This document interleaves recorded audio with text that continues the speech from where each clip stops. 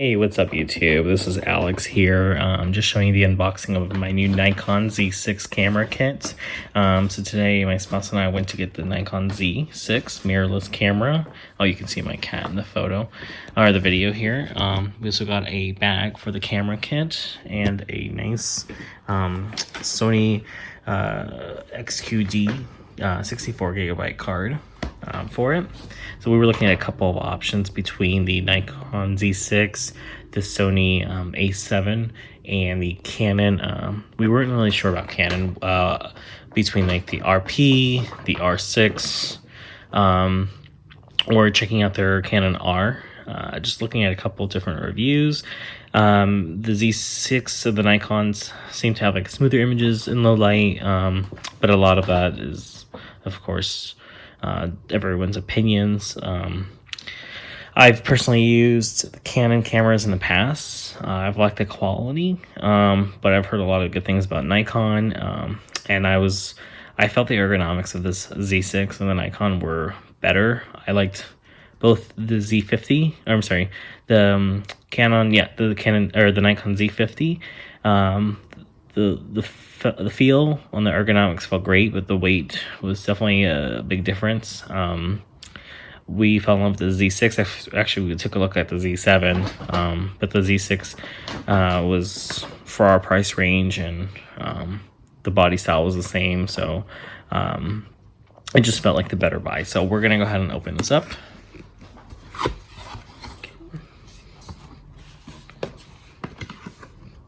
And one of the things that led us to mirrorless was I've personally shot photos before with the Minolta like manual SLR from like the late 80s, 90s during like photography class in college, and I loved it. It's just harder to obviously figure out because it's a film camera.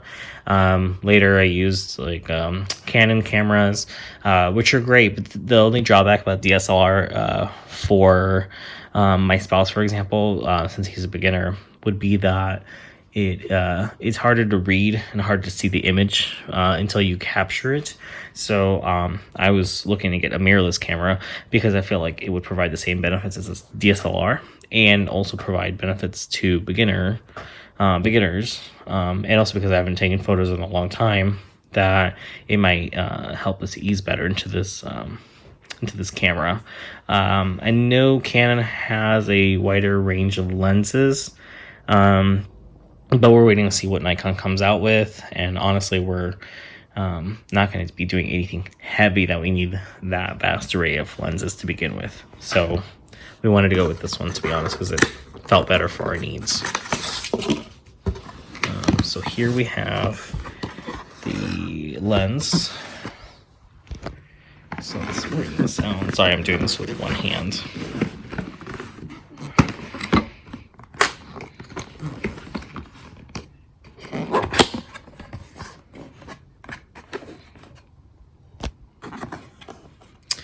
You see they give you like a little baggie for the lens.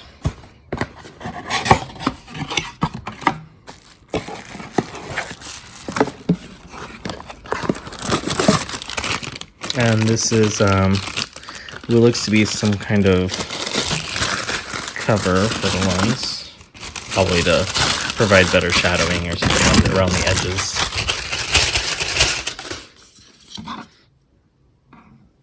Nikon.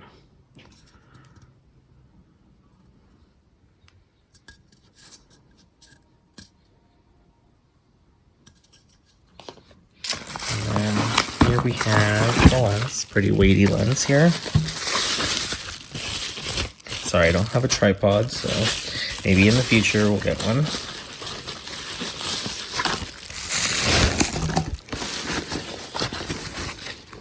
Okay, oh, and the feel is actually really great. I've used a couple different lenses. I mean, this is just a regular kit lens. I've used a couple different lenses from Canon. I've used the Sigma lens, which is nice. Definitely a great feel on the rubber here. One thing I noticed about these Nikon lenses, comparison with the Canon ones I've used in the past, is this locking mechanism for the lens. When you actually use this on the camera, you have to really hold on tight in order to unlock it, because when you first mount this to the camera, there's going to be like a message about like extending out the lens, but it feels great quality. It feels like great quality. So this particular lens has the automatic and manual focus. I'm not sure about stabilization. I don't think this one, I'm not sure if these have it. I'd have to look into this. But I did see online that the newer Nikon Z6, or the Nikon Z6, appears to have image stabilization. Honestly, for me though, like having used a camera in the past with no image stabilization, it's not a big deal. It's mostly about making sure that you can actually take a photo. Part of the whole at least part of being a photographer is that there's excitement in getting the perfect shot, right? And working to get that shot. So don't expect the camera to do the work for you. And so for me, like, image stabilization is great, but you still have to know something about cameras, right? Otherwise there's no point of getting like a $3,000 camera if you're not gonna even bother to like learn how to use it. So here is the camera. So this one is the USB-C, and this one has a 2 USB. That's great. We're trying to move a lot of things to USB-C, so that was another reason why we opted for the Z6. We had looked at the Z50, but the Z50 appears to use like a micro USB port, and honestly I wanted to move away from that to USB-C. Seems cooler. It's like easier to charge in some respects if it has that same charging capability. Here is the Nikon strap. Looks pretty sexy. And I know that our sales rep at the camera store was telling us like one of the drawbacks too about these mirrorless cameras is how much battery life they consume. Honestly, he said it's probably around 700 shots or so, but I mean ideally, like, we're not doing anything crazy, like we're not doing a photography event or taking crazy video with this for like hours on end. So if it means carrying around a separate battery, that's fine. It didn't look like anything too crazy to change. And because of these cameras are mirrorless, they tend to be like a little bit snappier too to start up. So let's see what this is here. So this, I have no idea what that is. We will find out. Okay. And this was the adapter.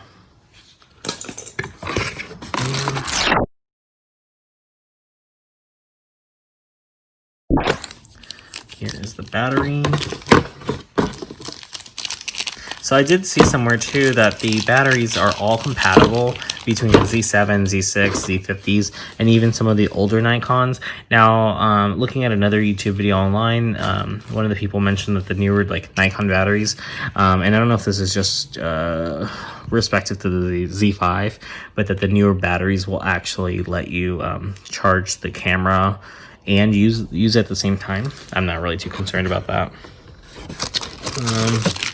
And then here is the charging case, like a standard Nikon charging. I'll have to dig deeper into the instructions and see if like I need to use this or if I can charge the camera directly with USB-C. And I'll take a look at that too here quickly. So those were all the little extra accessories here. The battery, little connector, the thing my cat's biting on.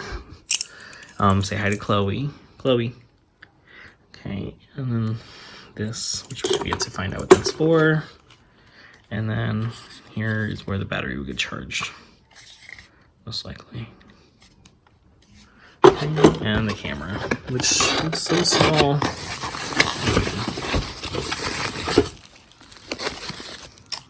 Here's the camera.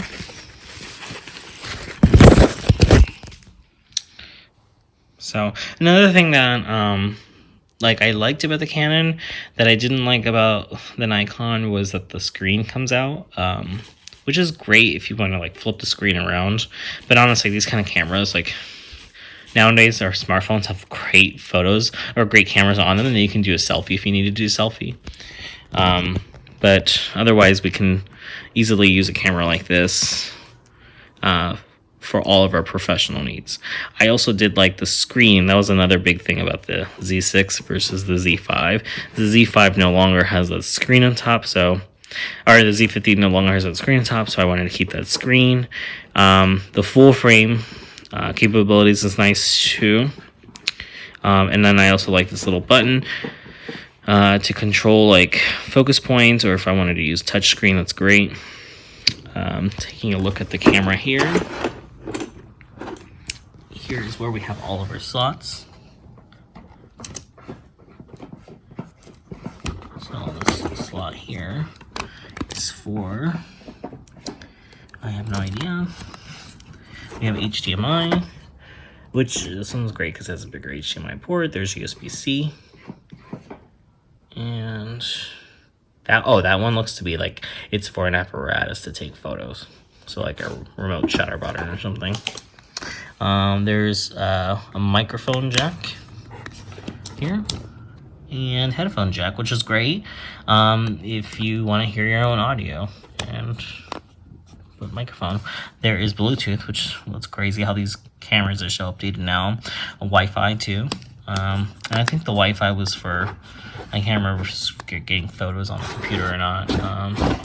The other cool thing about this one is this one does not have the dual SD card slots, or the dual like UHC card slots as like the Z50 or some of the other cameras. But the nice thing is this one has a what is it, the XQD or I think it's the CF Express type B cards. Anyway, they're supposed to be faster. So that was cool. And it makes more sense, honestly, for like larger RAW files or like for taking video. There have been times in the past where I've now this is a long time ago, probably 10 years ago, where I've used a Canon, and I know that taking a photo would take a pretty long time just to store it. So if you're planning on,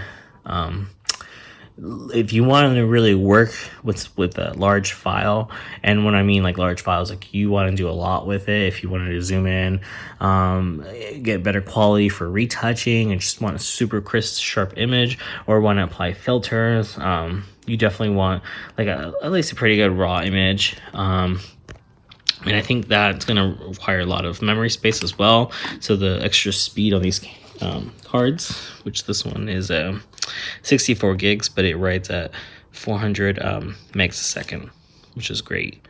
I think I've seen some too. I don't know if it's the XQDs, but they write at I think it's at 3.25 gigabytes per second. So something to look into. We weren't really too concerned about that, but you can definitely pay more money if you want that for that card. It was between this one and a 32 gig. This particular card was great because I think it was like $129.95. I checked on Amazon, and it was actually at the store, it was 4 cents cheaper. The 32 gigabyte option came in, I think, at $100, so it just made sense to just double the space for the price. So let me set this up here.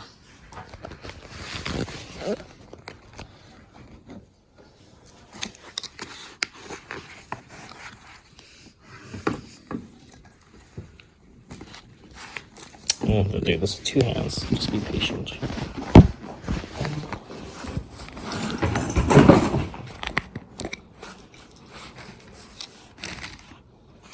You can see here I took off the lens cover. But one of the great things about these shutterless cameras is you don't have that shutter apparatus anymore. So you normally hear on these SLRs like a click, and that's when it's taking a photo. Instead, they have what's called the mirrorless. This more so resembles a smartphone, like an iPhone, where you don't have that, or one of those old digital cameras. So these sensors are always open to expose to light, and they have some other different type of shutter mechanism that controls how the photo is taken. But these are great because they're closer to the edge of the mounts. They provide a larger sensor, and honestly, I mean, these cameras are relatively new, but they seem, as far as I can tell, they might seem like a little bit more reliable in the long run. Because you're not having a mechanism that's constantly opening and shutting. And a lot of the things you'll see in the DSLR cameras is that they will, if you're buying a used one, it will market the shutter count like it's a car. So that's actually kind of interesting. I wonder how this is going to fare out when they get older, like how the resale value is going to work on these, since they are only a few years old on the market. So here's some Nikon. Let's see how easy this is to get off. These are a little weird too, because I'm normally used to turning left to open, and these seem to be turning right. So it's really great. Let's see here.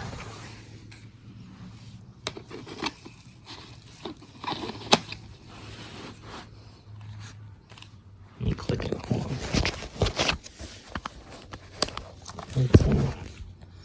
And I will also be taking a video from this camera and upload it and then show you the difference of quality.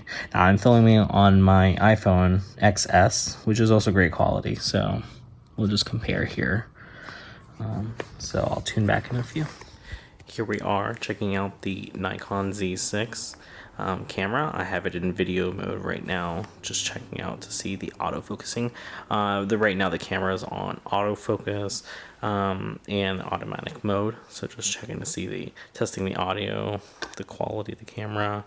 This is with the kit lens, and just to provide an update, I figured out what that weird apparatus was that came with the in the box, and that was actually an attachment that can go on the camera on the side where the HDMI cables go, or the HDMI cable and the USB cable go, and that is a mount that you can put on your camera in order to hold the wires in place. So it's not really anything necessary that you need. The other update too is that I was reading about the battery, which is that comes with this particular camera, is the ENELB from Nikon. It's a second generation, I think second or third generation. They have ENEL15, ENELA15A, B, and then like the new one on the Z5 is the C. They are all, or at least the C I know is all forward and backward compatible, and I believe the other ones are as well. The B version of the battery is when they started to allow charging. So the Z6 actually does support charging to the camera, but like I said, it has to be off in order to do the charging.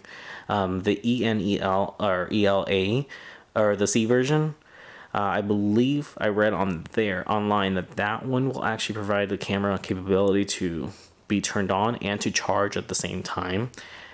So when that one comes out, or at least when it's available for sale, I will buy that one and check to see if that provides that same capability the Z5 has to the Z6.